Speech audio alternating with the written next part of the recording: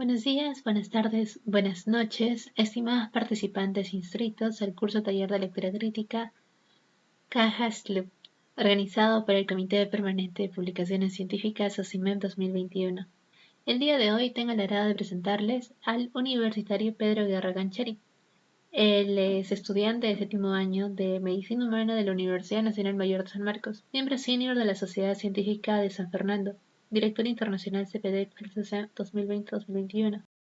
Miembro investigador del Latin American Network for Cancer Research, and a student member of the American Society of Clinical Oncology. Y bueno, disfruten de la ponencia. Adelante, Pedro, puedes empezar cuando desees.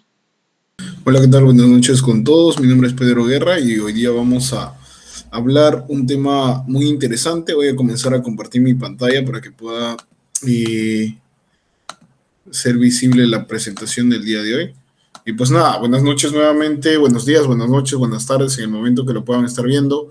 Mi nombre es Pedro Guerra Gancheri, soy interno de medicina de la Universidad Nacional Mayor de San Marcos y el día de hoy voy a presentarles el tema tipos de artículos científicos. Realmente un tema bastante amplio. He tratado de resumir de manera sintética cada una de las particularidades, principios y sobre todo ciertos puntos específicos que a ustedes les pueda servir, sobre todo para que puedan conocer un poco más a fondo cada uno de los tipos, ¿no?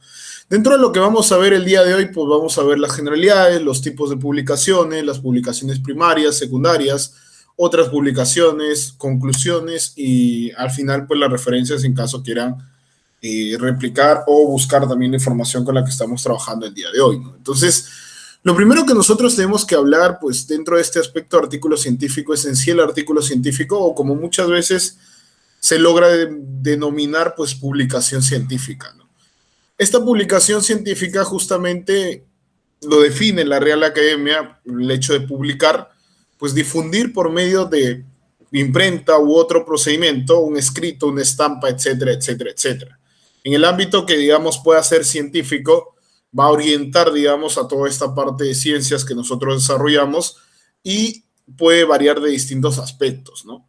Es justamente algo que va a determinar esto. ¿Y qué se publican? Pues usualmente son los artículos. Estos artículos pues van a tener distinta, primero, metodología de trabajo, distinta composición, distinto tamaño en relación, por ejemplo, a la cantidad de palabras que puedan tener, la cantidad de imágenes que puedan tener, la cantidad de tablas, etcétera, anexos que se puedan adjuntar y va, ¿no?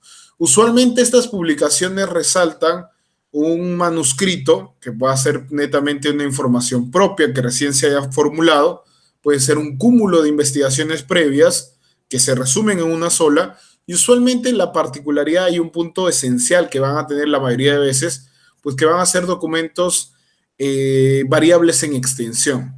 La mayoría de veces, por decirlo así, pues la mayoría de artículos son bastante pequeños en relación a todo lo que significa el proceso. Ellos tratan de sintetizar pues toda la información y tratan de acoplar en 8, 9 a 10 páginas todo lo que se pueda tener y de acuerdo al tipo, según lo que vamos a ver hoy día también, pues algunas pueden ser de una página, otras de dos y van a haber manuscritos o publicaciones que van a tener una disposición y también un tamaño de más de 20 hojas muchas veces, pero que va a depender muchísimas veces, o bueno, casi siempre, según el diseño que se está trabajando, ¿no? Entonces, eso es algo importante a tener en cuenta.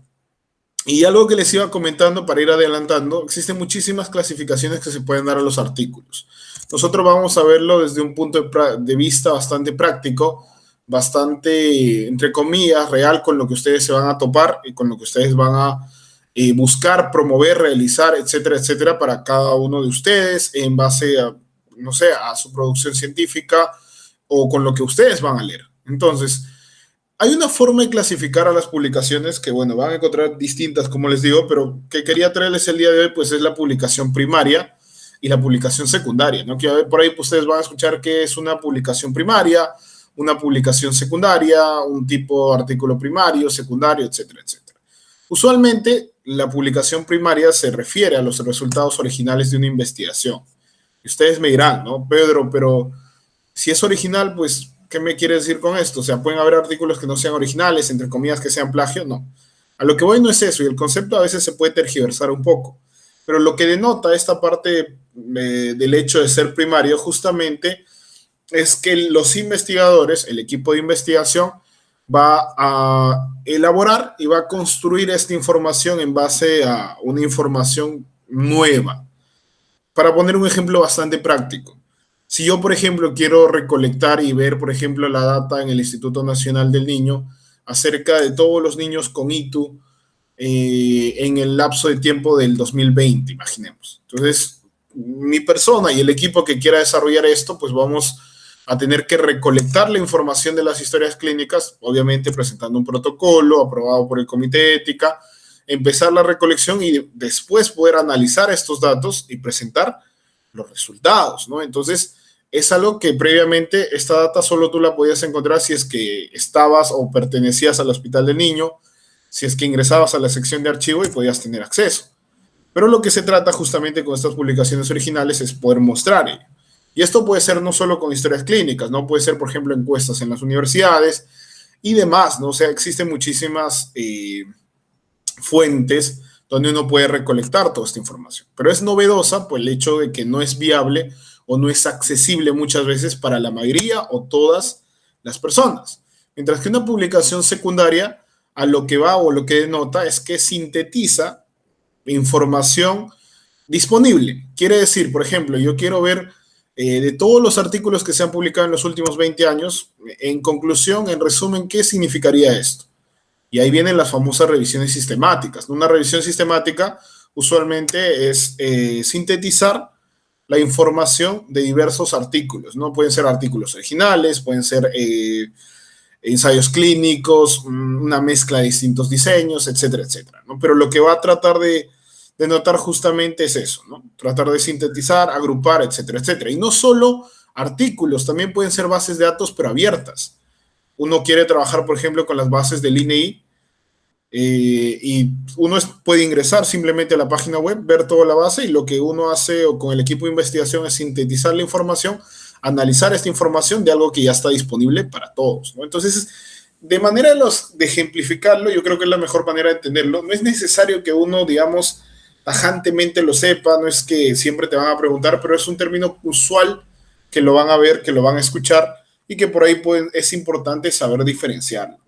Entonces, estos son los dos tipos de publicaciones que les iba mencionando. Entonces, voy a tratar de orientar para que pueda ser también un poco más práctico y tener una secuencia en base a las publicaciones, ¿no? Ahora, el artículo científico se puede basar y está estrechamente relacionado con lo que es la pirámide de la evidencia, como muchas veces se denomina, y es importante que ustedes también lo conozcan. No es parte del tema de hoy, pero seguramente más adelante, o ya lo habrán visto, justamente la evidencia que denota y la clasificación, ¿no? Que nosotros podemos extrapolar, que podemos afirmar en base a una evidencia según el diseño, según el tipo de artículo científico, ¿no? Entonces, por ahí tenemos la famosa pirámide, donde usualmente pues vamos a ver a las revisiones sistemáticas en la parte superior, ¿no? Asociada con las guías de práctica clínica en la parte superior, ¿no? Entonces ahí vamos a ver las CRS con metaanálisis, las guías de práctica clínica, por debajo vamos a ver a los ensayos clínicos aleatorizados, por ahí vamos a ver a las cohortes, a los estudios casos y controles, y por debajo pues vamos a tener a los estudios de casos, y muchas veces la opinión de expertos pues va por esta sección, ¿no? Entonces, es algo que nosotros lo tenemos que ver tajantemente de dos formas. La primera es no denigrar lo que esté en la parte inferior, pero tampoco pues sobrevalorar. Muchas veces podemos escuchar y en pregrado pues muchas veces pasa tal doctor que nosotros podemos considerarlo una eminencia y puede que llegue a ser en base a su experiencia, en base a toda su práctica clínica durante los años que ha trabajado, pero en investigación, y es algo que también se debe de notar, pues muchas veces la evidencia, lo escrito, denota más, porque justamente ha pasado un proceso de revisión externa, se ha validado, se ha confirmado la información y una revista ha aprobado su publicación. Entonces, usualmente es por eso que se certifica. Entonces, nosotros tenemos que aprender a valorar cada uno de estos tipos, cada uno de estos niveles, perdón, de evidencia y saber cuándo usar, cuándo aplicarlos, y eso es parte seguramente de lo que van a ver con niveles de evidencia. Pero es importante y he tratado de ir, pues, según esta secuencia, de acuerdo al tipo de publicación y al nivel, ¿no? Entonces vamos a empezar de la parte inferior, empezando con lo que son los reportes de caso. Y los reportes de caso son un tipo de artículo científico, el cual tiene bastantes características, ¿no? Dentro de las cuales vamos a hablar de las que llevamos mencionando hace un rato. La extensión de los reportes de caso usualmente, les pongo un estimado, va entre 5 a 10 páginas, a lo mucho. No he visto reportes de caso mucho más grandes y que también es algo que uno tiene que tener en cuenta. La cantidad de palabras que se tienen que usar, pues usualmente varía, ¿no? Entre 1000 a 1500 palabras que se puedan denotar, que se puedan usar. Algunas te aceptan hasta 2000, otras hasta 2500, pero en promedio la mayoría de revistas pues acepta ese lapso, ¿no? Y en cuestión de imágenes, pues a veces pueden aceptar hasta 3, otras veces hasta 5, junto a las tablas, ¿no? Entonces es algo para tener en cuenta. Y en cuanto a las referencias bibliográficas, usualmente son 10 a 15. Y todos estos detalles, si bien son particularidades que ustedes lo van a ver en el momento que se topen, es importante tenerlo en cuenta y sobre todo trato de recalcarlo al inicio para poder saber la extensión. Nosotros a veces pensamos, no, mira, voy a tratar de hacer mi artículo y voy a tratar de que sea lo más extenso posible porque mientras más páginas tenga, va a decir que he buscado mayor cantidad de información y de esa manera pues he logrado poder mostrar más. Y usualmente esto es algo que debemos, por decirlo así, desaprender. A veces en la universidad, a veces nos ha pasado que por ahí el doctor decía, me vas a hacer un ensayo de 10 páginas, un ensayo de 20 páginas. Muchas veces priorizaban la cantidad de páginas, entre comillas, antes que incluso el contenido, la estructura. Y a veces como una frase, pues por ahí que seguramente la han escuchado, a veces menos es más. Usualmente tratar de sintetizar una información que puede ser viable en 2, 3 páginas, pero que denote y que contenga la información relevante, vale mucho más. Entonces, eso es lo que vamos a ver en un reporte de caso, ¿no? Entonces, el reporte de caso es un tipo de artículo científico que usualmente se realiza para poder describir un caso en específico. Describe características clínicas, diagnósticas, imaginológicas de un caso en especial. Entonces ustedes me dirán, ¿no, Pedro? Pues a nosotros siempre, Pedro, pues en la rotación, cuando íbamos al hospital, nos decían, mira, este caso es raro porque ustedes no lo escriben, y pasaba, ¿no? Muchas veces muchos doctores, asistentes, les decían, este caso es raro, escríbanlo, y por ahí quedaba solo en la parte de la visita, ¿no? De ahí nadie más se acordaba, y esta intención de publicarlo, pues quedaba ahí. Pero es una gran estrategia y experiencia propia que dentro de mi producción científica, lo que más he trabajado ahora en el pregrado, pues hasta ahorita son reportes de caso. Pues los reportes de caso son una fuente y un diseño y un tipo de artículo científico, el cual permite, uno, iniciar a los estudiantes de pregrado en el ámbito de investigación. Dos, la metodología no es tan, entre comillas, vamos a ponerlo complicada o tan avanzada, la cual permite que puedan ser mucho más factibles de desarrollar, sobre todo cuando uno está dando los primeros pasos en investigación. Entonces es muy importante conocer eso. Y tres, refuerza muchísimo lo que es tus conocimientos clínicos de una enfermedad o de, digamos, un proceso patológico, la historia natural de una enfermedad, etcétera, etcétera. ¿Y esto por qué? Usualmente porque un reporte de caso no siempre, y esto hay que tener en cuenta, va a ser necesariamente que uno tenga que describir una enfermedad rara. Entre comillas, lo raro, uno tiene que buscarlo. Por ejemplo, imaginemos que llega una paciente con pancreatitis. Ya, entonces todos sabemos que la pancreatitis es bastante común, se asocia a litiasis vesicular, etcétera, etcétera. Pero imaginemos que esta presentación clínica la paciente viene sin dolor y que al examen de amilasa lipasa pues se encuentra la amilasa 5 veces por encima del valor normal y de igual forma la lipasa. Entonces, por ahí, imaginemos, no es algo que pueda afirmar ahora, pero si uno busca y la literatura te dice que el 98% viene con dolor abdominal, sería interesante ahondar un poco más a fondo y uno podría presentar el reporte de caso denotando tal vez esta característica clínica de presentación de la paciente, justamente porque es algo que dentro de lo común es lo raro. La pancreatitis es súper común, pero que un paciente venga sin dolor, pues ya te pueden dar ciertas características, ¿no? Que si por ahí descubres que es alguna particularidad, está asociado a algo más, puede ser un motivo para que uno pueda publicar ese reporte de caso.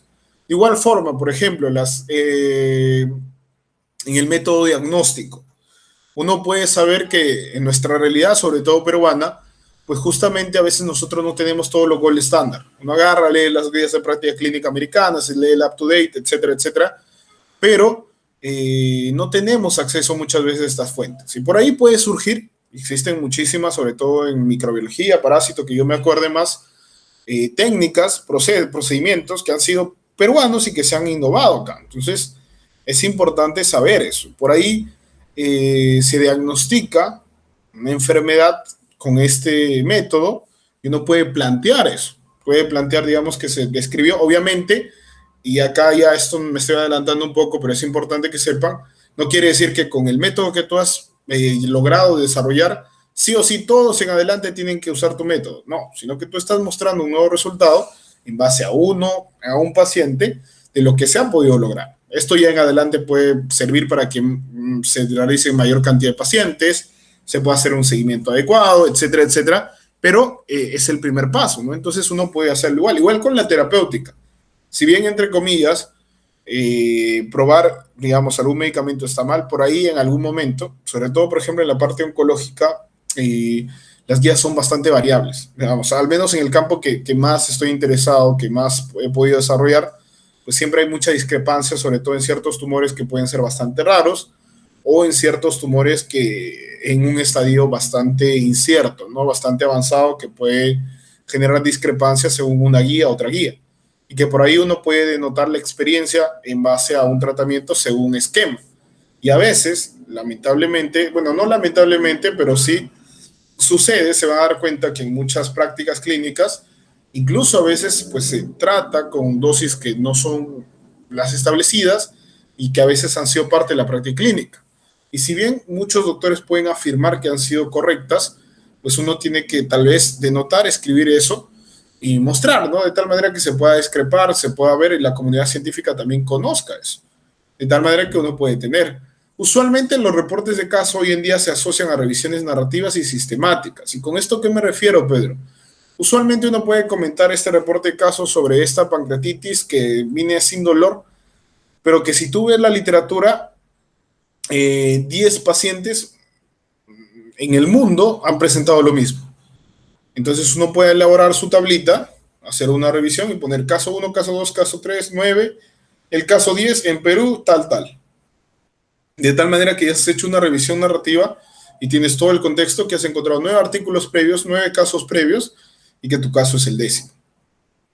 Y si uno quiere ser, digamos, más exquisito, más peculiar con esto, pues uno puede denotar, escribir y ver en el pasado según una búsqueda sistemática, con una metodología que obviamente hasta ahorita es bastante discrepado, sobre todo por el riesgo de sesgo, ya uno que quiera ahondar un poco en revisiones sistemáticas para reportes de caso, pero que también lo puede colocar, ¿no? Y establecer según la búsqueda en la base de datos de Medline, de Scopus, de Embase, se encontraron 8 artículos y tal. Y se hace una comparación y al final se denota, ¿no? Entonces puede ser también una estrategia. Usualmente para los reportes de caso, pues existen muchísimas guías. La más conocida, la más usada y la que realmente es bastante factible, pues es la guía KER. La guía KER usualmente sirve para evaluar y para escribir los reportes de caso. Entonces, es una herramienta que si la llevan de la mano, pues les va a servir muchísimo.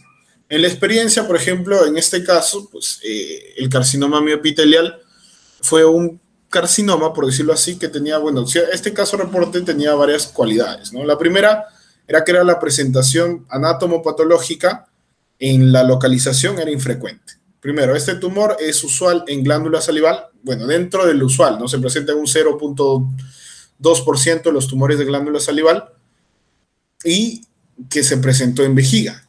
En vejiga, el tumor más frecuente que asocia más del 80% en niños, pues es el rhabdomyosarcoma, dentro de la rareza ya de que un niño presente cáncer de vejiga.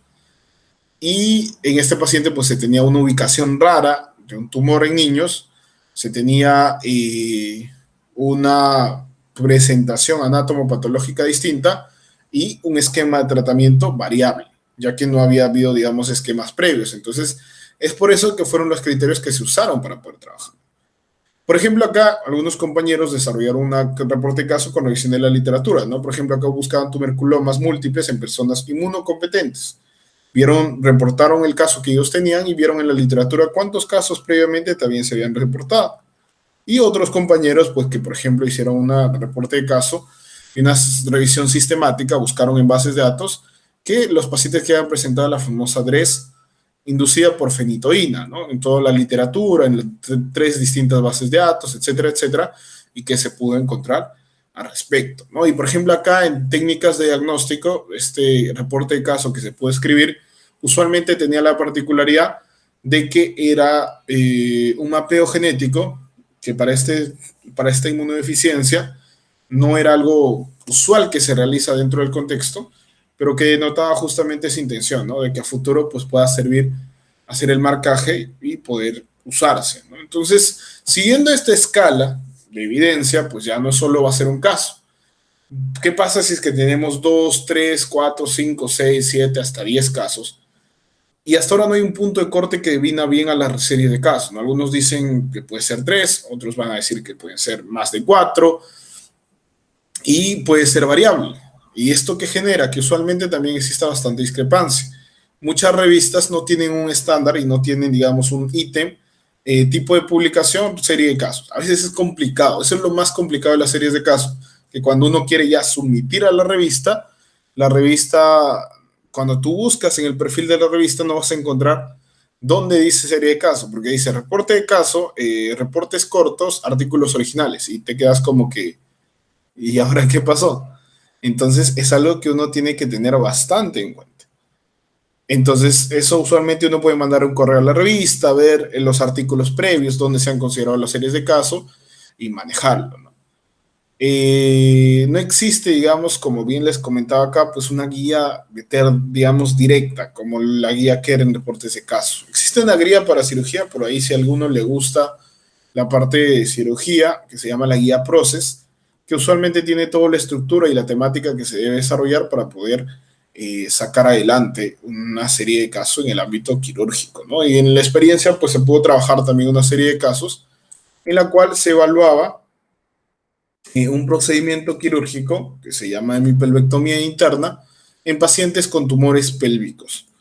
Estos tumores pélvicos tenían distinta anatomopatología y que se presentó en 4 pacientes, ¿no? Esta técnica operatoria era una técnica ya antigua, bueno, no tan antigua, ¿no? Se usó a partir del año 2012 en el mundo, pero que en el Perú, pues, en la experiencia en un hospital de referencia de nivel 3, pues se había usado solo en 4 pacientes. Y no existía, digamos, alguna data disponible en el Perú, y sería importante denotar que desde nuestra perspectiva propia del país y usando la técnica según los estándares, pues se podían denotar, ¿no? Y justamente en lo que se buscó describir.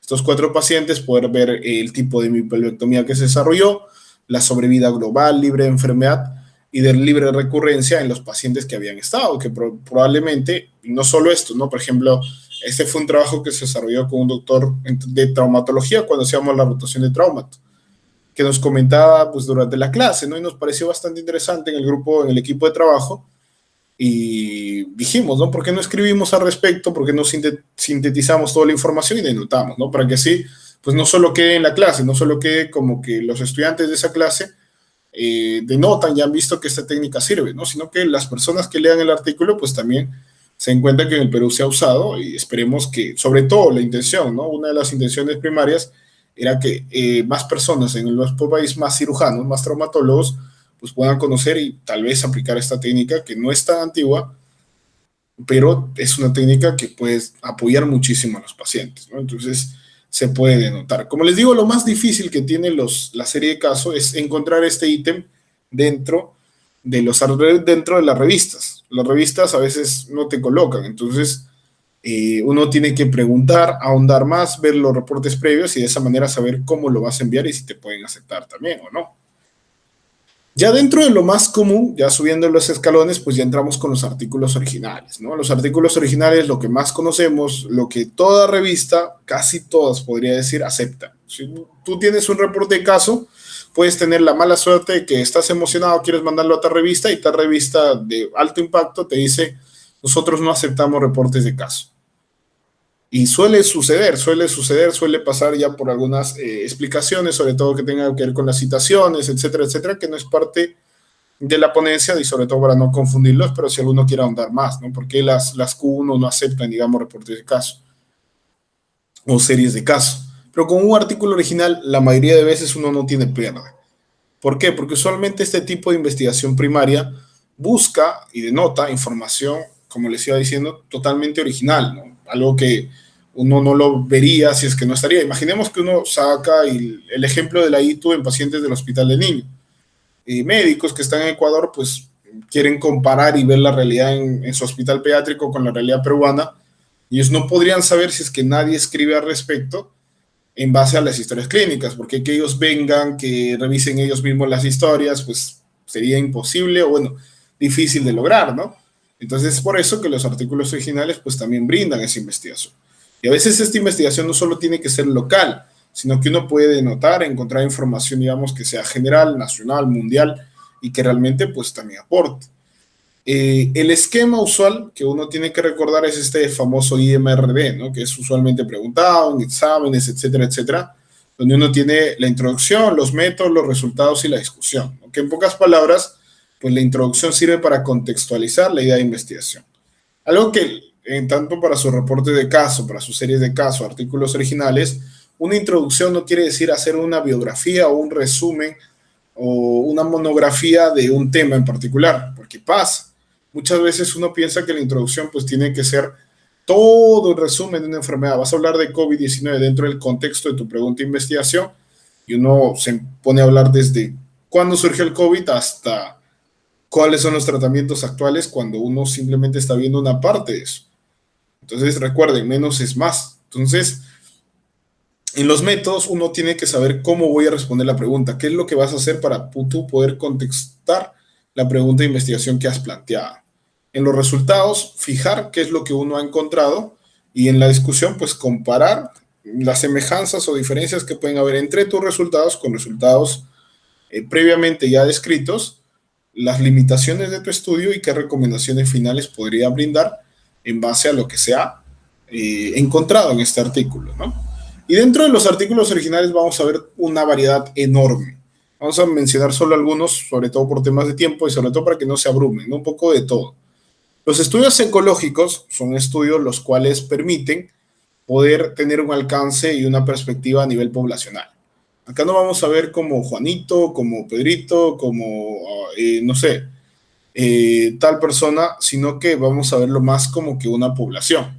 Usualmente pueden ser comparación de países, comparación de regiones, incluso de una misma región, pero en distintas épocas de tiempo. Y justamente lo que trata, la mayor parte de veces, pues es tratar de establecer correlaciones, comparaciones, en base a ciertos factores de riesgo en la población que usualmente se notan, ¿no? Entonces uno puede plantear. Y siempre recordar que los estudios ecológicos tienen la posibilidad de esta falacia ecológica, ¿no? Que decir que si por ahí tus resultados en base a la región Junín en comparación a la región Lima, vas a decir que todos los habitantes de Junín en comparación a todos los habitantes de Lima, ¿no? No es algo que uno tiene que plantear. Como les decía, existen distintos tipos, pueden ser geográficos, longitudinales o migracionales. Si son geográficos, se trata un poco más a lo que menciona, ¿no? Grupos territoriales, comparación entre dos regiones, etcétera, etcétera. Longitudinales, ver estos cambios en el tiempo, ¿no? Lima de 1998 con Lima de 2017, inmigración en cambio al flujo poblacional, ¿no? De una misma zona, de distintas zonas que también pues, se puede plantear, ¿no? Y, por ejemplo, un estudio ecológico en autismo en niños, ¿sabes? Y usualmente los estudios ecológicos a veces pueden tener títulos bastante abruptos, ¿no? Y uno por eso siempre tiene que conocer el concepto de una buena lectura crítica, conocer el concepto de poder manejar y saber extrapolar los resultados según acorde lo que se ha encontrado, según el diseño que maneja, y no dejarse llevar también por falacias que a veces pueden surgir. Entonces, en este estudio, pues se trataba de evaluar, establecer algún tipo de correlación entre la cantidad de contaminantes en el agua en base y comparar a ciertas regiones de Estados Unidos y a establecer una correlación en base a la prevalencia de autismo en estas regiones, ¿no? Para que al final tal vez poder establecer algún tipo de relación entre lo que se podía plantear, ¿no? Y ellos trataban de plantear, justamente hipotetizar, como ellos al final mencionaban, de que una región que tiene mayor prevalencia de autismo fue también la región que mayor contaminación encontró en sus aguas. Entonces, uno indirectamente, si es que lo ve como una analogía o como un hecho bastante directo, puede pensar, ah, mira, si esto se correlaciona directamente con esto, el otro directo, puede unir dos puntos de forma directa y decir que el agua contaminada, pues probablemente sea la causa del autismo. Entonces uno siempre tiene que ser bastante cuidadoso sin investigación con este término de causa, correlación, asociación y ver el diseño y aparte de lo que se va a plantear. Por eso bien claro lo ponen, ¿no? Esta hipótesis. Esto no se puede definir de forma abrupta con un estudio ecológico. Se tiene que hacer tal vez seguimientos, cohortes, ensayos clínicos para determinar si realmente existe esta relación primero y si de por ahí puede tener algún tipo de asociación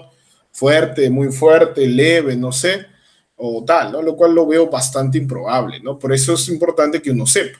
Y la estructura que va a tener, pues usualmente es esa, ¿no? Una sección de introducción donde va a hablar un poco de lo que es el autismo en niños, y los contaminantes en el agua y al final tratar de estrechar y siempre su introducción terminando con el objetivo del estudio.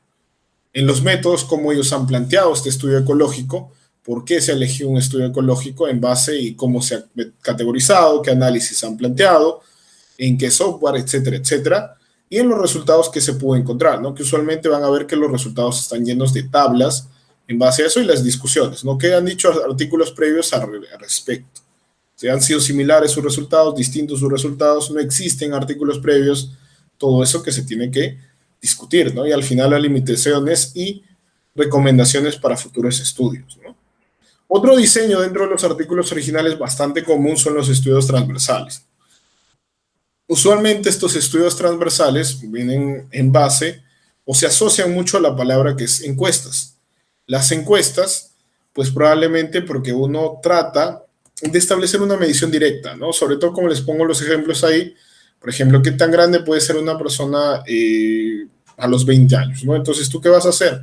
Vas a buscar a todas las personas de 20 años, no sé, en tu universidad, de acuerdo a lo que tú estés planteando, ¿no? Y vas a establecer, digamos, la medición de cada uno de ellos y al final plantear una media, por ahí si quieres establecer alguna asociación, un OR, etcétera, etcétera. Pero lo que mayormente mide los estudios transversales es la prevalencia, ¿no? Y esto es algo importante recordar, ¿no? Que carecen de temporalidad. Van a ver por ahí el índice de transversales prospectivos. ¿Y por qué le colocas prospectivo? Porque lo voy a desarrollar de acá a un mes. Y no tiene bastante lógica. O sea, tu protocolo puedes considerarlo, pero no porque recién lo vas a hacer en un mes es prospectivo, sino no, esta parte de longitudinalidad lo tienen que ver de una manera correcta, de una manera en base al seguimiento que se va a hacer al grupo de estudio y las mediciones que se van a realizar. En este caso, tú simplemente, si lo quieres realizar las mediciones hoy, pues simplemente va a ser hoy, no importa que sea perdón, imaginemos que sea un mes, no importa que sea un mes, sino que va a ser en un mes, pero va a ser solo una vez la medición, entonces es un estudio transversal, ¿no? Entonces es muy importante tener en cuenta eso para sobre todo saber usar el término adecuado que se pueda manejar, ¿no? Y existen estudios transversales y que acabamos a recordar, no quiero andar mucho porque no es parte del tema, lo van a ver ya en otra ponencia, sobre todo cuáles son los transversales descriptivos y analíticos, ¿no? Principalmente la gran diferencia es que uno tiene un grupo de comparación y el otro simplemente es un grupo que el cual se describe las características, ¿no? Por ejemplo, acá que se quería ver, en este caso se quería ver el nivel de vitamina D en los pacientes que tienen dolor musculoesquelético, ¿no? ¿Y qué se puede encontrar? Que los pacientes, por ejemplo, que presenten dolor musculoesquelético, presentan, digamos, una media de vitamina D dentro del rango normal, pero que por ahí les podría significar una variable, ¿no? En cambio, digamos, en otras regiones también ver las variaciones y ver por ahí tal vez que uno puede estar asociado a mayor nivel de vitamina D, menor nivel de vitamina D, en base a lo que se esté buscando, ¿no? Entonces es muy importante tener en cuenta eso. Y los analíticos pues ya establecen grupos de comparación. Quiero ver, digamos, en base, no sé, imaginemos igual, niveles de vitamina D en pacientes con EPOC, pero EPOC aquellos que tienen antecedente o causa, digamos, entre comillas, factor desencadenante, el fumar, el no fumar. Entonces divides dos grupos, ¿no? Los pacientes que han fumado, que presentan el antecedente de fumar, los pacientes que no presentan el antecedente de fumar, y vamos a medir a todos el nivel de vitamina D. De igual manera se pueden hacer encuestas, etcétera, etcétera, ¿no? Obviamente, la única condición es que se tenga ese lapso, que se tenga solo una medición. Y adicional a ello, ustedes van a ver, ¿no, Pedro? Yo por ahí he visto estudios transversales que dicen nivel de vitamina D en pacientes en el lapso de tiempo 2009 a 2012. Y tú me dijiste que solo es una medición. Entonces, ¿por qué hay un lapso de tiempo? Porque esta medición se puede llevar a cabo en todo ese lapso de tiempo, pero solo va a ser una vez.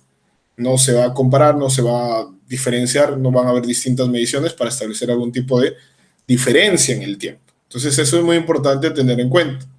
Otro diseño dentro de los artículos originales, que voy a tratar de avanzarlo más rápido, la forma, pues, los estudios casos y controles, ¿no? Que usualmente, pues, estos estudios, como bien menciona su nombre, tratan de establecer alguna relación entre factor de riesgo y resultado, ¿no? Teniendo en cuenta que quien va a iniciar, pues, ese resultado y va a mirar en retrospectiva qué pasó con este factor de riesgo. El clásico ejemplo de consumir alcohol y hepatocarcinoma, por ejemplo.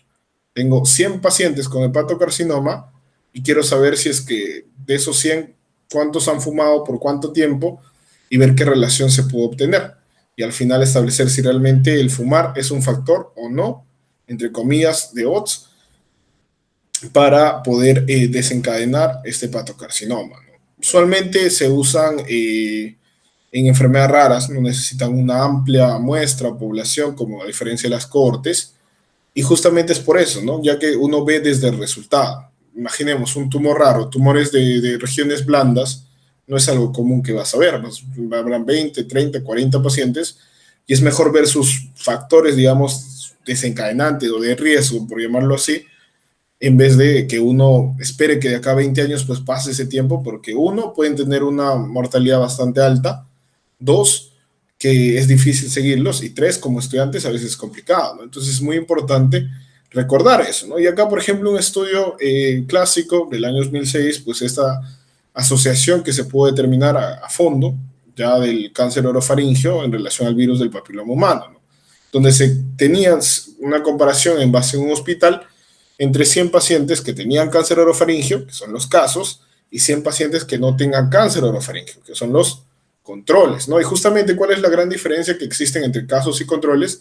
Es que tienen que ser lo más parecido posible, y la única diferenciación, que no tenga la enfermedad o el resultado que se está de interés, ¿no? Entonces, por ahí, pues uno piensa que un paciente con, imaginemos, ¿no? Cáncer de páncreas de 60 años, varón, etcétera, etcétera, y por ahí piensas que su control es una paciente mujer joven de 20 años. Obviamente existen bastantes diferencias, ¿no? Por eso es importante que, por ejemplo, si tú estás seleccionando a un paciente varón de 60 años con cáncer de páncreas, pues su control sea también un varón de 60 años, lo más parecido posible, y que no tenga cáncer de páncreas. Si el otro paciente tiene hipertensión, diabetes, trata de buscar que su control sea también con un paciente con 60 años, con diabetes, con hipertensión, pero que no tenga cáncer de páncreas, ¿no? O sea, la única diferencia que es idealmente que se debería buscar es eso, ¿no? Esa es la gran diferencia, dificultad que tienen los estudios casos y controles, ¿no? En este caso, por ejemplo, que se pudo determinar y ver, justamente es establecer este tipo de asociación, ¿no? Ahí podemos ver que dentro de las variables de interés son proporcionales, eso también es algo que ustedes se van a dar cuenta, los casos y los controles son proporcionales de acá 1 a 2, y que a veces puede ser 1 a 1 o hasta 1 a 4, que es lo usualmente que también se trabaja. Y algo para ver, por ejemplo, justamente esta asociación que se puede determinar, se llega a obtener, ¿no? Y cómo uno debe interpretar esto también es algo importante que uno tiene que saber, ¿no? Por ejemplo, los pacientes ahí está, veamos acá, el uso de condón.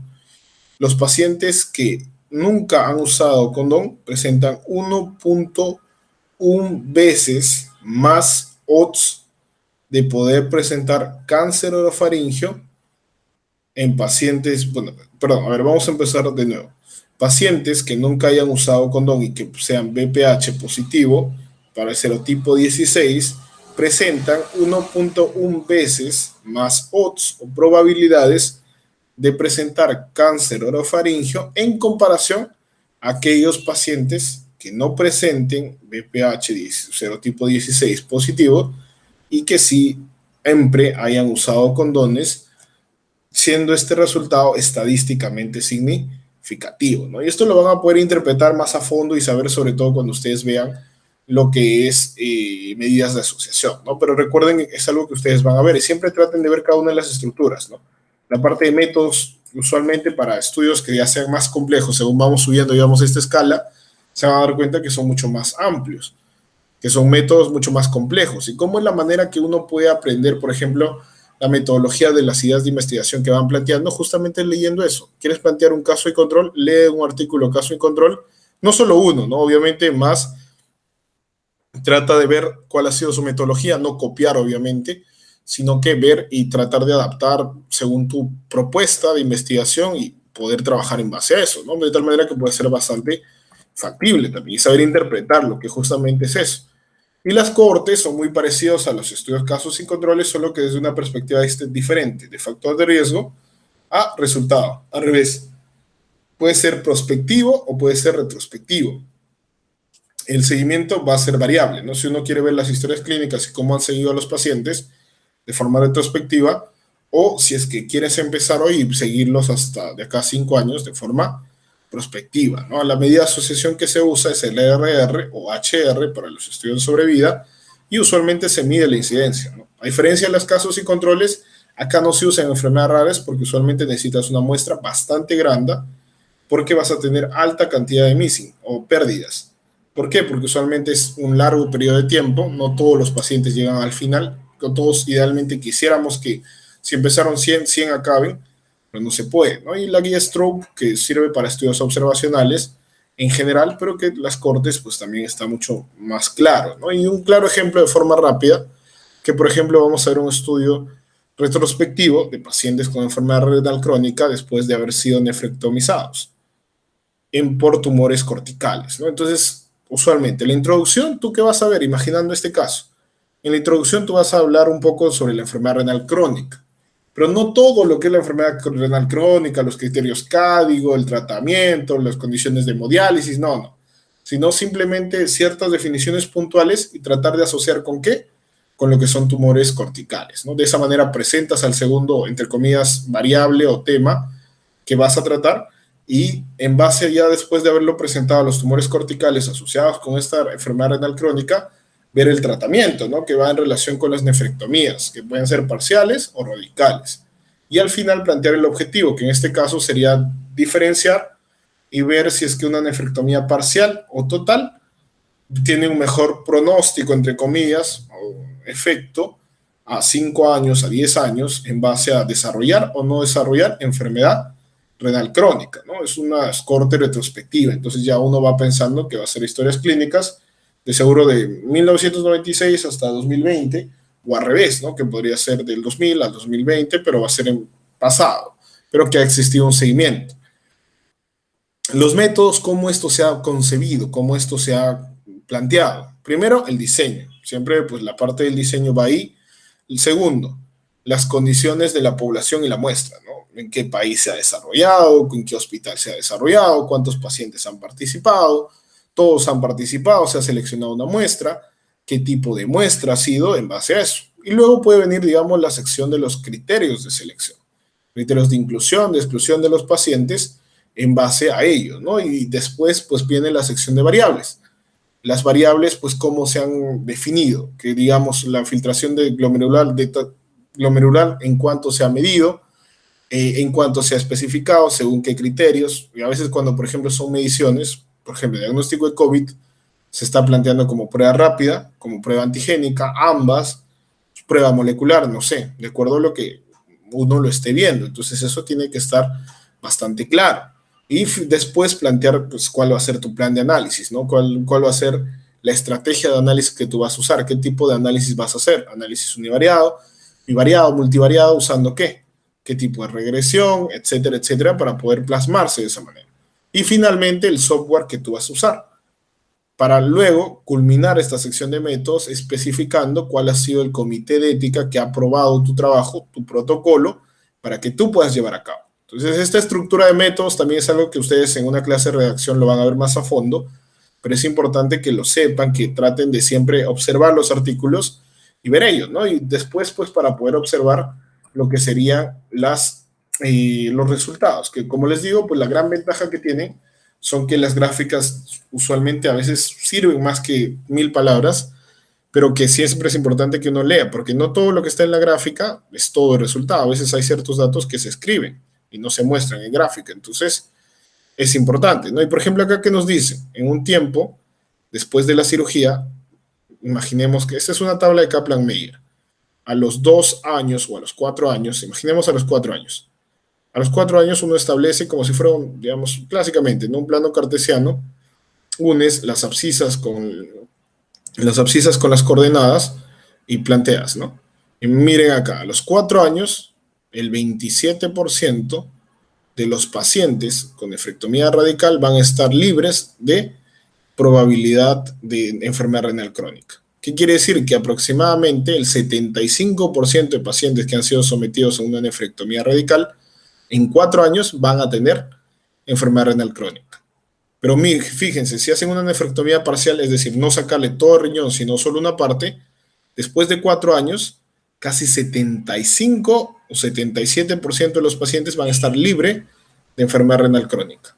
¿Qué quiere decir en otras palabras? Que en 4 años, los pacientes que han sido sometidos a nefrectomía parcial van a presentar el 23% de enfermedad renal crónica. Entonces, en presentar 23% y presentar casi 70%, ¿cuál de los dos tratamientos, digamos, con este solo resultado, obviamente no te puedes basar solo con un resultado, entre comillas, te convendría, pues obviamente una nefrectomía parcial, ¿no? ¿Con qué condiciones? Te vas a métodos, pacientes que tengan tumores menores de 4 centímetros, ver si la muestra ha sido, digamos, en qué lugar y ver, por ejemplo, ahí los criterios de parámetro para poder ver si es que esto puede ser extrapolable a una población con esas características o no. Y finalmente, pues también ver, ¿no?, las medidas de asociación, que de igual manera ustedes tienen que saber interpretarla bien para poder plantear. ¿Y qué nos dice, por ejemplo, acá? Un paciente, en una comparación con nefrectomía radical con parcial, los pacientes sometidos a nefrectomía radical presentan 10.8 veces más riesgo de presentar una tasa de filtración glomerular menor a 45. Esto más o menos nos diría una enfermedad renal crónica en estadio 3, en comparación a los pacientes que hayan presentado una nefrectomía parcial, siendo este resultado estadísticamente significativo. Entonces, obviamente, ahí hay una asociación bastante fuerte, la cual te denota el beneficio digamos, de un procedimiento frente a otro, ¿no? Que, digamos, uno tiene que saber interpretar, ver los demás resultados, sí, pero que, digamos, este es un ejemplo para poder trabajarse, ¿no? Entonces, en la metodología, lo que les iba mencionando, el diseño, la población, muestra, criterios de selección, variables de medición, plan de análisis y las consideraciones éticas. Esto es algo que usualmente siempre no se ordena, incluso cuando ustedes plantean, incluso cuando uno trabaja, pues a veces te olvidas, ¿no? A veces tratas de ordenar todo y a veces mezclas ciertos conceptos que no están bastante claros y se pueden trabajar. Pueden o no tener subtítulos, van a toparse con artículos que les dicen la metodología, divídelo así, o simplemente otros de corrido, pero tienes intrínsecamente tener esto en mente, de tal manera que sirva. Ahora, algo que no estamos mencionando acá en los estudios primarios, que también podrían ser, digamos, interesantes, es, por ejemplo, los ensayos clínicos. Los ensayos clínicos, usualmente, o los estudios experimentales, son de 3 tipos. Los estudios preexperimentales, cuasi experimentales, o los estudios experimentales clínicamente randomizados, ¿no? Los preexperimentales son aquellos estudios que no solo tienen un grupo, es decir, no tienen grupo control. Y los estudios cuasi experimentales no tienen aleatorización. En cambio, los experimentales, los famosos ensayos clínicos randomizados, como los ECAS, son aquellos que tienen tanto grupo control y tienen aleatorización. ¿Y esto para qué sirve? Justamente para bajar el sesgo, etcétera, etcétera. Entonces hay que tener bastante cuidado con eso. Tienen la misma estructura, son mucho más complejos, Hay que entender, por ejemplo, el concepto de fases, fase 1, fase 2, fase 3, para qué sirve cada fase, con cuántos pacientes se deben desarrollar y de igual manera, ¿no? En general, los artículos originales pueden ser múltiples. La extensión también puede variar, para más o menos ir cerrando esta parte. Pueden ser de 7 a 10 páginas, a veces pueden llegar hasta 12. Es muy variable la cantidad de páginas. La cantidad de palabras sí, usualmente es entre 2.500 a 3.000 palabras. La cantidad de imágenes es un poco más amplia. Te permiten hasta 5 o 7 junto a las tablas. Y usualmente la gran ventaja que, bueno, las referencias que me estaba olvidando, van usualmente entre 30, 35 hasta 40 veces. Algunas incluso solo 25. Va a depender también qué diseño estás trabajando, ¿no? Y algo que digamos es particular es que los estudios originales, al ser una información novedosa, etcétera, etcétera, pues tienen la característica de que son mucho más veces aceptados y que a veces esta definición propia de estudio original se entremezcla todo. Vamos a ver más adelante que dentro de estos estudios secundarios, algunos de ellos, sobre todo, por ejemplo, los estudios de bases en encuestas, a veces se consideran como artículos originales.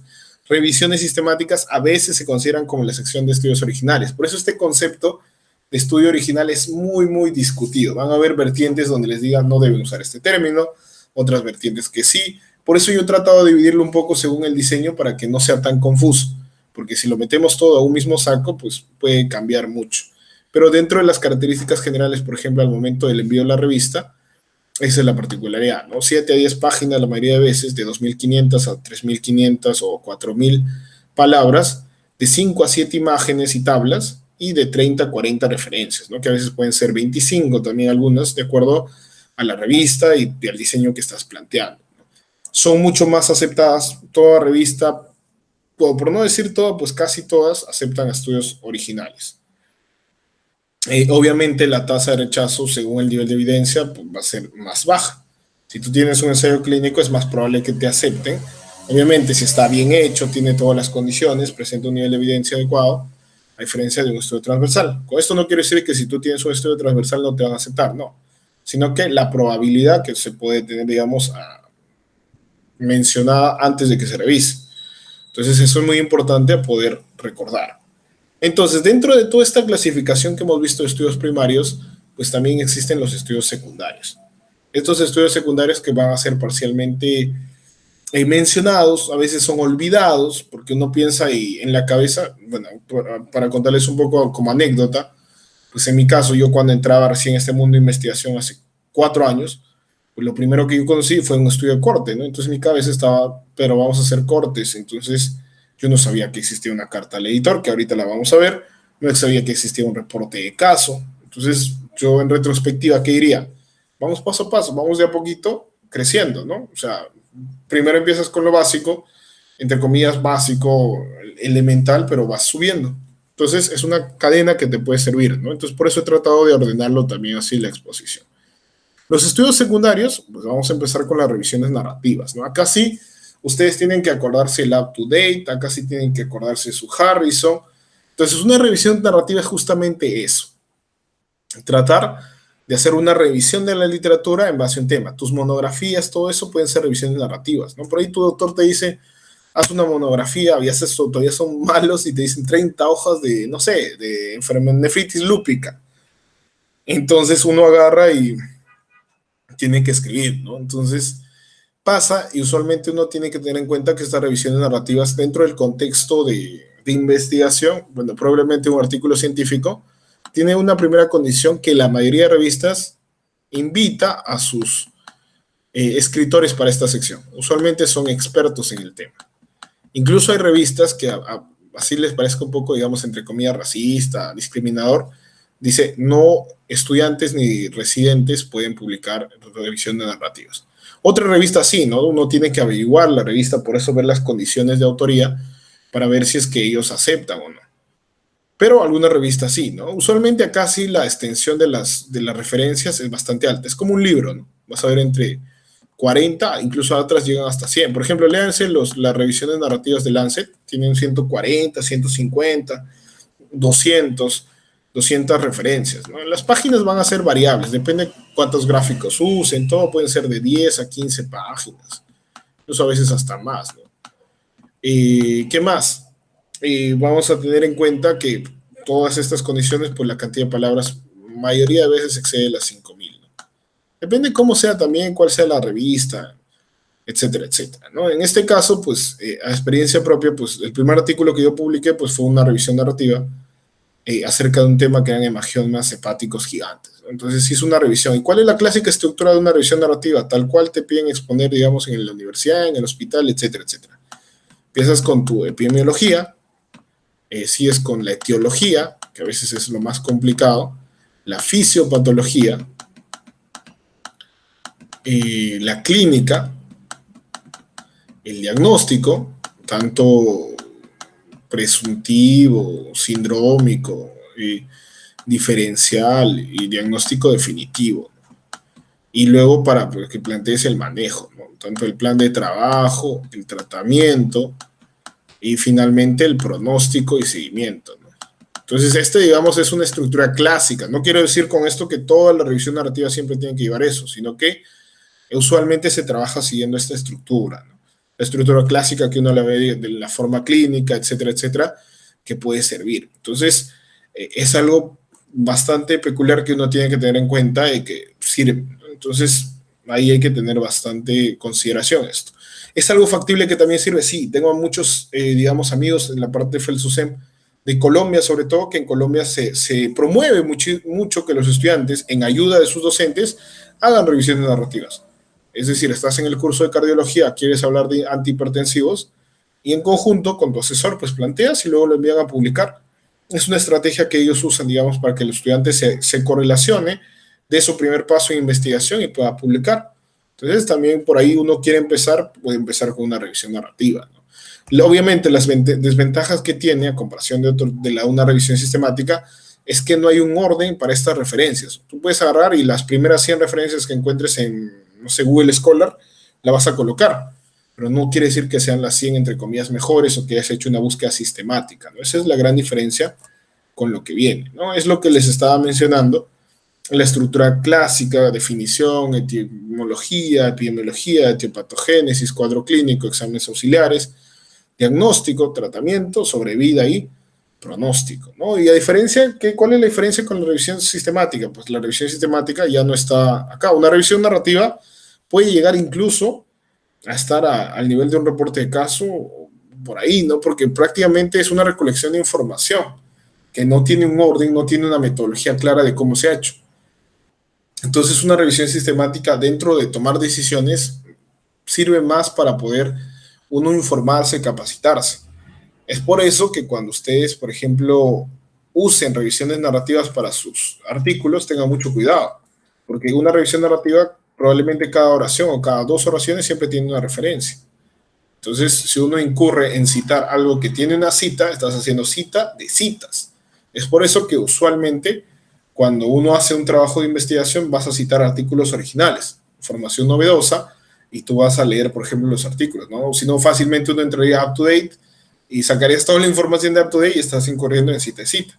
Por eso las revisiones narrativas, como les digo, sirven muchísimo, pero sobre todo un enfoque mucho más práctico, un enfoque más de práctica clínica, de conocimiento clínico que uno puede servirle, ¿no? La revisión sistemática, ya digamos, es otra estructura muy similar, pero bueno, no, que va a tener ya una metodología bastante clara y es bastante estricta. Existe todo un procedimiento para elaborar una revisión sistemática. Pueden revisar ahí en Coursera, hay un buen curso que se llama Introduction to Systematic Reviews, que justamente sirve y te plantea cómo tienes que seguir paso a paso, ¿no? Empezando desde que tienes que hacer una búsqueda bibliográfica sistemática, ¿no? Crear tu fórmula, tiene incluso a veces 10, 8 líneas y tiene un nivel de evidencia alto porque justamente ha seguido todo un proceso metodológico el cual valida que la información que tú estás planteando, el resumen que tú estás planteando, va. Por eso las revisiones sistemáticas son más citadas, son más usadas y casi todos, en base a estas revisiones sistemáticas, puedes plantear algo, ¿no? Ahí sí, por ejemplo, si tú has hecho una revisión sistemática y has visto que este método de diagnóstico es mejor, o entre comillas, mejor que el otro, tu fundamento estaría bien planteado. Tienes un nivel de evidencia bastante alto y se podría justificar lo que estás planteando. Y algo que siempre pasa es que metaanálisis no es lo mismo que revisión sistemática. Una revisión sistemática es, digamos, todo un diseño en el cual va a tener una metodología bastante clara y que dentro de la sección de análisis se puede plantear al metaanálisis como un tipo, ¿no? Justamente para, en el caso que se quieran trabajar variables cuantitativas y tengas más de 3 estudios, todas las condiciones que puedan tener y usas el metaanálisis, ¿no? Al final sale tu tablita de forest plot para que uno pueda interpretarlo, ¿no? Entonces, revisión sistemática también es todo otro mundo. Algo que le recomendaría a los que pudieran, pues Evisalud hace un curso de lectura crítica y revisiones sistemáticas. Yo tuve la suerte de poder participar y realmente aprendí muchísimo, ¿no? Creo que es de los cursos que mayor han impactado dentro de lo que es el conocimiento de investigación que he podido adquirir en el momento, ¿no? Entonces, si uno puede ir, pues genial, y realmente los docentes son muy buenos, ¿no? Entonces, dentro de la metodología, como les iba diciendo, pues uno tiene que ver primero su pregunta de investigación, su pregunta pico, establecer su estrategia de búsqueda, seleccionar esa estrategia de búsqueda, extraer toda la información, sintetizar eso y plantear tus resultados e interpretarlos, ¿no? Toda la secuencia. Algunos lo usan y lo consideran dentro de los artículos originales. Y ustedes miran, pero ¿por qué, Pedro, si están usando artículos? Porque usualmente cómo se presenta el manuscrito es así, ¿no? Tienes una introducción, metodología donde pones todos estos pasos en resultados, donde pones todos tus resultados, tus tablas, el metaanálisis, la tabla forest plot, el funnel plot, y colocas, por ejemplo, el riesgo de sesgo. Entonces, todo eso va en resultados y al final haces como una discusión. Y fíjense, IMRD. Entonces la revisión sistemática debería estar en artículos originales, ¿no? Entonces, por eso la gran discrepancia. Porque si es que uno es estricto con el término de estudio primario o secundario, pues confunde un poco, ¿no? Pero la intención es que uno sepa diferenciar en sí qué es cada uno de ellos. Por eso en artículos originales no le hacía tanto énfasis, sino en una cohorte, en un caso y control, en un estudio transversal, en un ensayo clínico. Entonces eso es mejor diferenciarlo de esa manera, ¿no? Y por acá, por ejemplo, ¿no? Si quieren ver, por ejemplo, una estrategia de crioablación con enfriamiento simple, ¿no? Que justamente se hace una revisión sistemática y metaanálisis. Quiere decir que han hecho la revisión sistemática y además de eso han hecho un análisis dentro ahí, ¿no? Metaregresiones, etcétera, etcétera. Pueden haber muchísimos más análisis que se usan, ¿no? Los artículos basados en encuestas. Estos artículos, como les decía, son basados en bases de datos libres. La más común, la que más ustedes pueden encontrar escrita, pues es el ENDES, ¿no? El ENDES, esta base, la encuesta nacional demográfica, que justamente se plantea y tiene muchísima información ya libre que uno la puede descargar, analizar y plantea distintos artículos, ¿no? Incluso tesis, mi universidad no acepta, creo, pero algunas universidades aceptan, digamos, hacer tesis con ENDES. Entonces, si uno no puede recolectar la data, pues ya tienes datas libres en Internet. Globocan, que también, pues, en algún momento, pues yo he usado esa información para algún artículo, se ha podido plantear a partir de eso, ¿no? Que es una base de datos internacional de acceso abierto, sin ninguna restricción, ¿no? Los estudios bibliométricos son otra, digamos, perspectiva. Hay un artículo muy, muy bonito, bueno, dentro de la parte bonito, por llamarlo así, muy orientador acerca de por qué los estudios bibliométricos se deben de promover en pregrado. Se ha publicado en la revista CIMEL del año 2011, lo escribió el doctor Franco Romaní, Charles Guamaní, donde la importancia de los estudios bibliométricos en pregrado se llama, donde uno puede ver, digamos, esta perspectiva, ¿no? Y los estudios bibliométricos justamente tratan de establecer y cuantificar, como su mismo nombre dice, pues metrizar, o bueno, no sé si se puede decir así, o a la biblio, establecer una métrica, es decir, medir lo que se tiene referenciado. Usualmente ahí ustedes van a ver los artículos, ¿no? Producción científica de diabetes en el Perú. Ya, todo lo que se ha escrito sobre diabetes en el contexto de Perú. Todo lo que se ha escrito sobre talasemias en el mundo. Todo lo que se ha escrito, no sé, sobre, no sé, imaginemos, producción científica en estudiantes en Perú, algo así, ¿no? O la producción de las instituciones. Todo lo que ha escrito el INS en un lapso de tiempo. Todo lo que ha escrito revistas, todo lo que ha escrito la revista CIMEL del año 2000 al 2018. Entonces existen distintas categorías, ¿no? Tienen todo un diseño así bastante claro. Usualmente también van a ver que tiene una estructura IMRD, entonces también por ahí puede ser confuso, por eso les digo que tengan bastante cuidado, igual que las encuestas. pero el contexto y la forma como se trabaja es distinta, ¿no? Acá, por ejemplo, más se pueden usar gráficas propias, gráficas de distintas bases, donde el cual se va trabajando, ¿no? Y así, ¿no? Por ejemplo, en este artículo de diabetes de la producción científica, ¿cómo se ha publicado acerca de diabetes desde 1996 hasta el 2015? Aparentemente la producción al respecto ha ido en crecida, ¿no? Pero un año, por ejemplo, no se ha publicado casi nada. Habría que ver las razones y sirve justamente para eso, ¿no? Para establecer diagnósticos, ya sea por una institución, por una revista, por una tendencia nacional o por una tendencia internacional en base a lo que se plantee la investigación. Y todo esto fácilmente puede ser publicado, ¿no? Por ejemplo, las clásicas imágenes que van a ver son este gráfico de redes del famoso Boss Viewer, ¿no? Que también sirve. Es una estrategia bastante interesante. Hay una pasantía que se llama la pasantía de investigación en bibliometría, que justamente lo promueve el magíster Yosmel Pacheco en USIL, que también pues les puede servir muchísimo, ¿no? Ahondar en este diseño que pues es otro mundo, realmente es algo bastante interesante. Si uno no lo conoce previamente, se van a dar cuenta que van a aprender más técnicas de buscar, etcétera, etcétera, que también podría servir muchísimo, ¿no? Entonces, algo que hay que recordar en esta parte, pues las revisiones hay que ser muy cuidadosos, sobre todo en la revisión narrativa y, bueno, la sistemática es un poco más completa, ¿no? En las revisiones narrativas siempre hay que ver que se identifica mucho en la búsqueda, o sea, en la revisión, perdón, en las revisiones sistemáticas.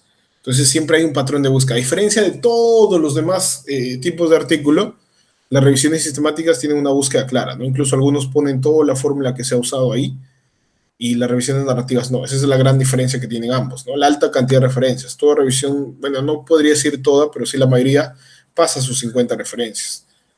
Selección según acceso a base de datos. Las bases de datos es lo que acá abunda mucho. Uno tiene que saber buscar bien y no solo en una base, sino muchas veces. Y hay que tener bastante en cuenta el idioma. Tú puedes haberte buscado todos los artículos en español, pero no solo se publica en español. Entonces, si uno hace una revisión, hay que tratar de que pueda tener todo ese ámbito, ¿no? Sobre todo para poder plantear. Y acá les muestro un ejemplo, ¿no? Justamente fíjense, la técnica de búsqueda acá está, ¿no? Y eso que parece bastante cortito, pero puede ser así, incluso mucho más grande, ¿no? Acerca de lo que se pueda plantear. Y fíjense, ¿no? Lo que les decía, las revisiones narrativas de Lancet pueden pasar tranquilamente las 100 referencias, ¿sí? Sin problema. Creo que todas pasan 100. Entonces, es muy importante. Entonces, dentro de todo este ámbito, y fuera de esta clasificación de estudios primarios, secundarios, entran las cartas al editor. ¿Por qué ahondo en las cartas al editor? Porque parte de mentores, amigos míos, pues muchos han empezado con una carta al editor. Y usualmente esta carta al editor pues puede ser, se define como una respuesta a un artículo o una publicación, puede ser también resultados preliminares de una investigación o información corta respecto a algo. Ese es, digamos, lo que se tiene en cuenta con una carta al editor. Como su mismo nombre dice, es una carta, es un artículo que se envía al editor o al comité editorial de una revista por estos motivos. Puede ser que tú has leído un artículo donde dice, no sé, imaginemos, ¿no? Ahorita lo que se me viene a la mente, que se está considerando como valor de glucosa en el Perú más de 130 para poder diagnosticar diabetes. Y uno, pues, recuerda el ADA del 2020, 2021, identifica y dice el valor es 126, uno de los ítems, ¿no? Hemoglobina glicosilada más de 6.5, etcétera, etcétera. Pero uno plantea esto, entonces, ¿qué tendría que hacer? Bueno, pues escribo una carta al editor, ¿no? Agarro, escribo y fundamento. Según tal fuente, se identifica tal, tal motivo se podría replantear el uso, va. A veces pueden existir discrepancias, pero fundamentadas y va, ¿no? Entonces, como una, entre comillas, discusión científica que uno puede plantear. Segundo, puedes tener una investigación bastante grande en la cual estás desarrollándola, pero quieres mostrar al menos un resultado inicial. Imaginemos, ¿no? Le estoy poniendo un ejemplo así que ahorita se me viene. Que quieres evaluar en 100 pacientes, pero ya tienes los resultados preliminares de 3, 4. Entre comillas, como una serie de casos, pero que tú quieres plantearlo, puedes plantearlo como una carta al editor. O quieres plantear información nueva sobre una información que obviamente no te va a conllevar a hacer un artículo original, pero que podría plantearse como una carta al editor. Imaginemos, ¿no? La experiencia que yo pude desarrollar en cartas al editor, que no es mucha, pues realicé una acerca de lo que era las revistas biomédicas en oncología en Latinoamérica.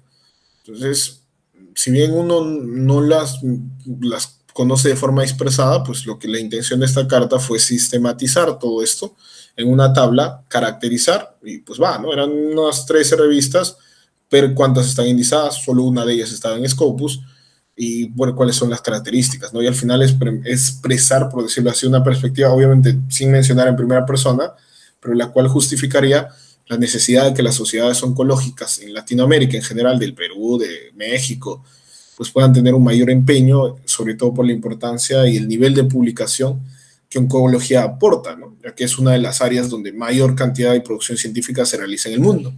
Entonces Latinoamérica pues podía plantear, ¿no? Esa fue la idea de una carta al editor que fue aceptada, esperemos pronto se publique, para poder plantear. Entonces, ideas así, ¿no? Ideas que sean no tan amplias, que no, obviamente no te va a llevar a crear 10 tablas, perdón, no te va a llevar a crear 5 o 6 tablas, pero que uno puede plantearlo. Entonces, una carta de editor siempre es una buena forma también, como les decía, como el reporte de caso, para dar este primer paso.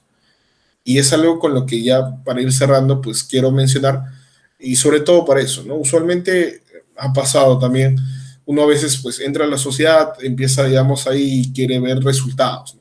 Entonces, si uno puede empezar por estas estrategias, porque a veces no conoces un mentor, a veces no tienes una oportunidad de investigación bastante clara, pues puedes empezar con una revisión narrativa, sobre ahí tu asesor te quiere apoyar, una carta al editor de ideas que te surjan ahí, que sean cortas y que uno pueda plantearlo, o un reporte de caso. Entonces, es siempre bastante, permite iniciar en este mundo de la investigación. ¿Y por qué? Porque son cortas, accesibles y fácil de realizar. Usualmente la estructura de una carta al editor va a variar, pero algunos les piden 500 palabras, otros les piden 100. Páginas no va a pasar ni siquiera de una, exagerando, van a ser 1 a 2 páginas. Referencias, menos de 5. No he visto cartas al editor que, bueno, algunas, creo que he visto que hasta 10 pueden pedir. Entonces, 1 a 2 páginas de 50 a 100 palabras, bueno, algunas piden más, ¿no? Pero usualmente está ahí. Y cantidad de tablas, a lo mucho una tabla y una imagen, ¿no? 1 más 1, 2. No creo que más. Entonces es un artículo bastante cortito. Léanse, por ejemplo, las cartas al editor de la revista Peruana de Medicina Experimental y van a darse cuenta ahí. Y en conclusión, ¿no? O sea, en general, pues para todos esos artículos que hemos visto hoy día, pues traten de verlo, traten de revisarlo, traten de buscar, digamos, las fuentes para que de esa manera pues les sirva más. Un ejemplo, ¿no? Imaginemos, el primer caso que se encontró de reinfección se escribió ahí, ¿no? No más de 500 palabras se mostraba y se hizo su mapeo, abajo tenía su imagen, el mapeo genético, ¿no? Donde se justificó. Y no más de 5 referencias. Entonces, ya está. Es algo que puede servir, ¿no? Justamente así como estudiantes, pues también va. Para ir cerrando la ponencia, pues existen algunas publicaciones adicionales, ¿no? Que no entran dentro de de esta colección que habíamos mencionado. Por ejemplo, las imágenes médicas. Ustedes pueden haber estado en su rotación de cirugía y por ahí están en sala de operaciones y tomaron una imagen, obviamente con autorización del paciente, todo, ¿no? Todas las condiciones que se tienen. Entonces, ¿qué se coloca? Pues obviamente existen revistas, primero uno tiene que ver si la revista acepta, que te dice menos de 500 palabras y la foto, perdón, menos de 500, 200 palabras y la con foto y se publica. Esto como imagen médica. ¿Revistas en el Perú qué hacen? Sí, bastantes. La revista médica Herediana es la que, ahorita les voy a mostrar un ejemplo, que coloca las revistas estudiantiles también bastantes, e incluso revistas de perfil Q1. Y recuerdo que una compañera de la universidad el año pasado publicó en Cardiology Research, que es una Q1, una imagen médica de, no me acuerdo, era una tumoración, creo. Entonces sirve. Videos médicos igual. Si bien no son tan comunes, el British Medical Journal acepta, el New England acepta, y hay revistas así, ¿no? Entonces uno tiene que ver, por ahí te has grabado tal, una cirugía donde era un procedimiento nuevo, no sé. Entonces puedes plantearlo y puedes enviarlo. Siempre atrévanse, ¿no? Les puede servir. Las guías de práctica clínica, esto es algo que últimamente está y sirve muchísimo. ¿Por qué? Porque usualmente una guía, todo el contexto, pues son 30, 40, 50, 60 páginas de todo el proceso, cómo ha sido la selección, cómo se ha evaluado, etcétera, etcétera, y que hoy en día están siendo más difundidas. Sobre todo las que más he visto pues, en el Perú pues, son las de salud, ¿no? Las de IETSE. Pero también hay revistas de la maternidad que también están usando esta metodología Gray, que usa también pues que se han evaluado. Cada vez las guías nacionales también tienen un mejor nivel de evidencia. Entonces es importante poder evaluarlas. Y hay también publicaciones, ¿no? Existen estudiantes, pues, por ejemplo, una compañera de la universidad, una amiga, Ana Brañez, pues ha publicado guías de práctica clínica siendo estudiante de pregrado, ¿no? Entonces, también es una buena alternativa que estudiantes también pueden participar, ¿no? Los Grand Rounds o rondas grandes, pues, que se podría decir, también la acepta. La revista Médica Herediana tiene, pero esta es una iniciativa, digamos, o uno de los impulsores iniciales fue el New England, donde usualmente se plantea, ustedes van a leer los Grand Rounds y aparece paciente varón con dolor precordial. Ese es el título. Y ustedes van descubriendo y van haciendo una secuencia de cómo, digamos, en la evolución y la discusión clínica se planteó, se llegó al diagnóstico y va. Es como un reporte de caso, pero siguiendo una estructura peculiar, por decirlo así. También hay artículos históricos. Esto lo he visto en la revista, ¿cómo se llama? Peruana de ginecobstetricia. Y usualmente es tal cual dice su nombre, ¿no? Pueden hablar de historia de tal enfermedad, etcétera, etcétera, y las editoriales. Las editoriales usualmente son artículos de, ¿cómo se podría decir?, de interés, sobre todo el comité editorial, que a veces puede estar orientado hacia un artículo que se está publicando en ese número, o puede ser un tema general. Por ejemplo, cuando hubo COVID, pues, cuando empezó el COVID, pues la mayoría de revistas nacionales pues hablaban del COVID, ¿no? Justamente pues, que se podrían sacar. Usualmente pueden participar miembros del comité editorial, personas externas también pueden pedir un espacio para poder publicar, y también es una estrategia, ¿no? Por ejemplo, en San Fernando, pues la revista CIMEL, que es la revista estudiantil, pues muchos estudiantes publican editoriales. Entonces también ustedes pueden ver que es una estrategia para poder lograr una publicación. Entonces es un tipo de artículo que también se pueden tener. Algo que no colocaba acá son los artículos especiales.